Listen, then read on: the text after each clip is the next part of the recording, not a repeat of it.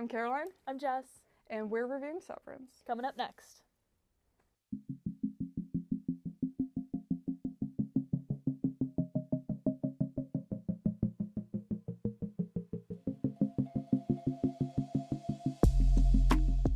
Severance follows a fictional workplace called Lumen, and they invented a procedure called the severance procedure, which basically separates your work life from your personal life.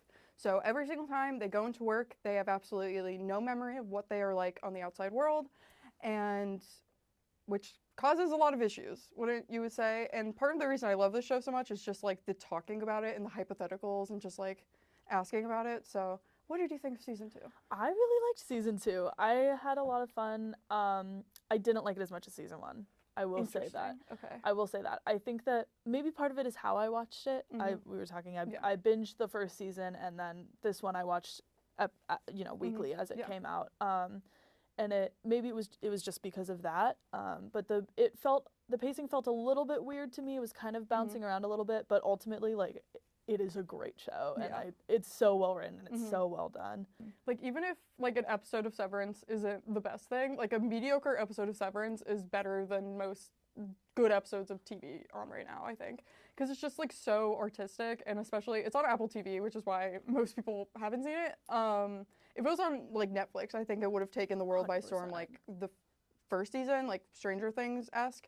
But like Apple TV is just like so much money because that's not their main like source of income, obviously. So they just throw money at it, and it's wonderful, and you can totally tell. Like the sets, the production design is just so fun.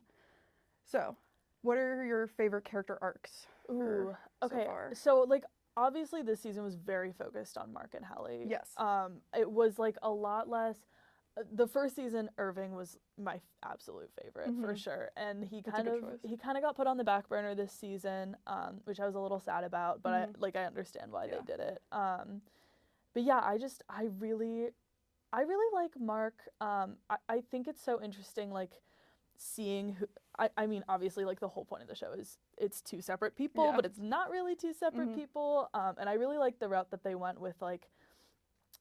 Just him and like being in love with two different women and having two different, you kind of watch the show and you're like, okay, like it's still the same guy in the end, but really like the two different versions of him are so different. Yeah. And I think that like being able to see that in the finale, the best season of this whole episode, 100% was when you see him, he's in the cabin and he's videoing himself talking back and forth, and you can see like the innie and the outie having this conversation together. That's so cool. And then is the outie the innie is lit by orange light, the fire, right, on the inside, I'm pretty sure. Yeah. Okay. Yes, and then the cool lighting is the outie.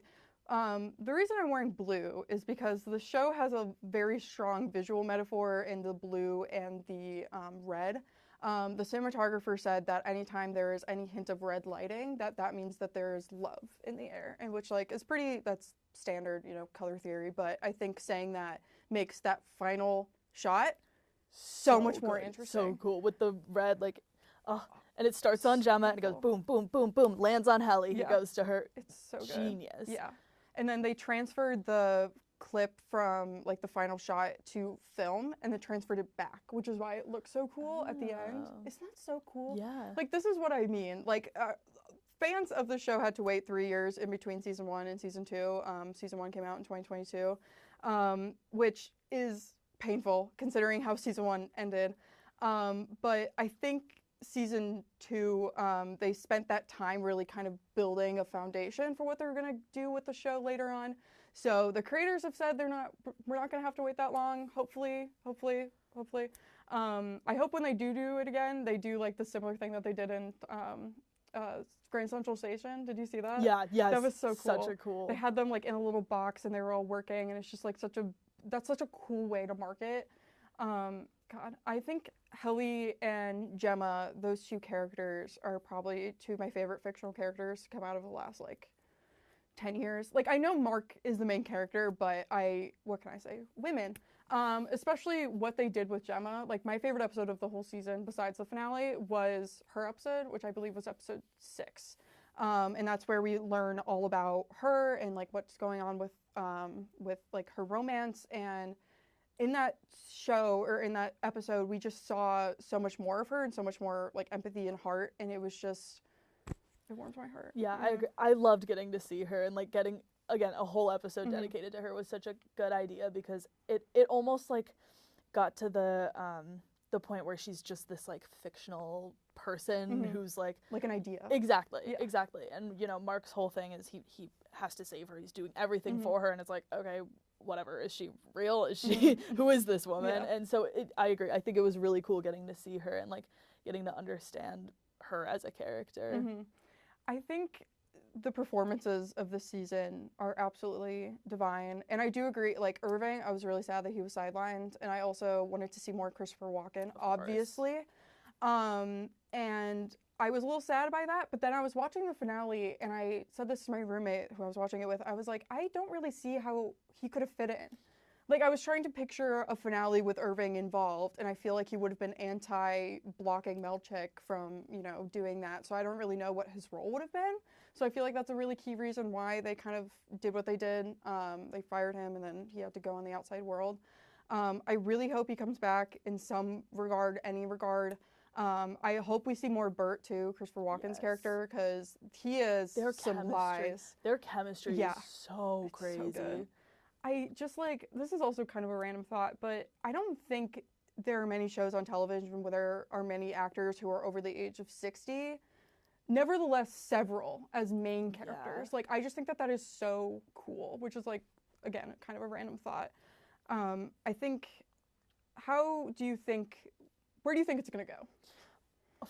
I have no idea. I couldn't even begin to know. I really liked, I appreciated that this season they kind of expanded on like the mythology of the world more, because you know, first season they have kind of all this weird lore that they're dropping. You're like, oh, okay, cool. It's this weird religious cult thing, and you know, getting to learn more about that this season I think was really interesting, especially with Bert, and like learning about how he was super Christian and like got converted to this, and like getting pulled into Lumen through that I think was such a cool way to go about it, and I hope that they kind of expand on that more and get into the mythology of the world and getting to learn more about that. Yeah, I completely agree. I also think, like, kind of on a similar note, like Dylan's arc this season, like finding out that the reason that he got severed was just because he couldn't hold down a job was just like, that made me sad, like genuinely, like a little bit, because that just feels like so accurate and smart for them. Because like, what are some ideas for why people would get severed?